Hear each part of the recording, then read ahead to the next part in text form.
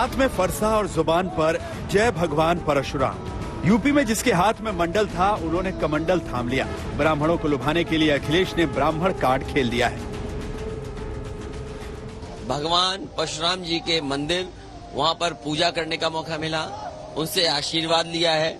और क्योंकि वहां समाजवादी पार्टी से जुड़े हुए लोगों ने और आम लोगों ने इस मंदिर का निर्माण किया है, फरसा लगाया है, तो उत्सुकता थी कि कम से कम मंदिर में पूजा करने का मौका मिले। तो इस कार्यक्रम के साथ उस कार्यक्रम को भी जोड़ करके आज मैं भगवान परशुराम के दर्शन करके और उनसे आशीर्वाद लेकर के फिर आगे के कार्यक्रम करूंगा। ब्राह्मणों को रिझाने के लिए समाजवादी पार्टी ने लखनऊ में पूर्वांचल एक्सप्रेसवे के करीब परशुराम की भव्य प्रतिमा बनवाई। साथ ही कई ब्राह्मण चेहरों को अपनी पार्टी में अखिलेश ने जगह दी। आखिर ऐसी क्या वजह है कि अखिलेश का हृदय अचानक परिवर्तित हो गया?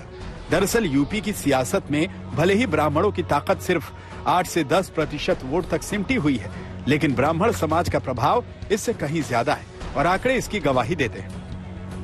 यूपी की करीब 60 विधानसभा सीटों पर ब्राह्मण निर्णायक भूमिका में है, तो वहीं दर्जन भर जिले में इनकी आबादी 20% से भी ज्यादा है। ब्राह्मण वोटरों को अपने पाले में रखने के लिए बीजेपी भी जोर लगा रही है और इसकी वजह भी है। पिछले विधानसभा चुनाव यानी 2017 में यूपी में 312 बीजेपी विधायकों में से 58 ब्राह्मण उम्मीदवार जीतकर विधानसभा पहुंचे थे। योगी सरकार में जिन 56 चेहरों को मंत्री पद दिया गया, उनमें श्रीकांत शर्मा, ब्रजेश पाठक, दिनेश शर्मा और जितिन प्रसाद समेत 9 ब्राह्मण मंत्री हैं। इसके बावजूद बीजेपी से ब्राह्मण खफा हो गए।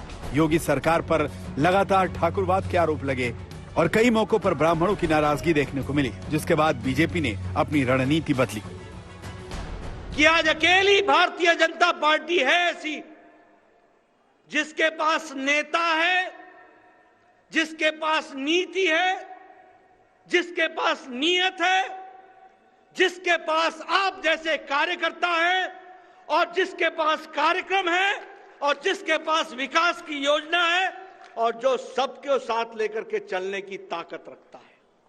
किसी और पार्टी के पास नहीं है। समाजवादी पार्टी से लेकर बीजेपी, कांग्रेस से लेकर बीएसपी, सभी दलों को जीत का मंत्र ब्राह्मण वोटरों में ही दिख रहा है। ये वजह है कि जगह जगह पार्टियां ब्राह्मण सम्मेलन महीनों से कर रही हैं।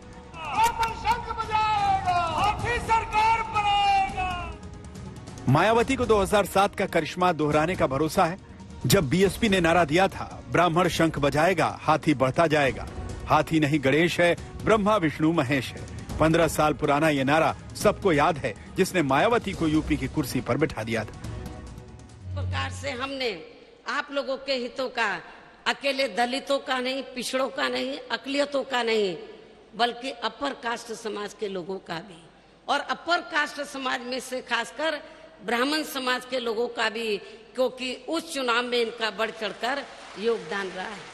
तो हमने सर्व समाज के हितों का हर स्तर पर, हर मामले में पूरा ध्यान रखा। यूपी की सियासत के इसी तिलिस्म को तोड़ने के लिए कांग्रेस भी हाथ पैर मार रही है। हालांकि कांग्रेस के राज में ज्यादातर मुख्यमंत्री ब्राह्मण समुदाय के बने, लेकिन बीजेपी के उदय के साथ ही ब्राह्मण समुदाय का कांग्रेस से मोह भंग हुआ, जिसके बाद कांग्रेस को यूपी में कभी सत्ता नहीं मिली। लेकिन अब कांग्रेस भी यूपी विधानसभा में इस कार्ड को जमकर खेल रही है। यूपी में ताश के पत्तों की तरह ब्राह्मण कार्ड को फेंटा जा रहा है। अब देखना दिलचस्प होगा कि किसके हाथ सत्ता का इक्का आता है और किसे दुग्गी से संतोष करना पड़ता है। लखनऊ से कुमार अभिषेक के साथ आज तक ब्यूरो।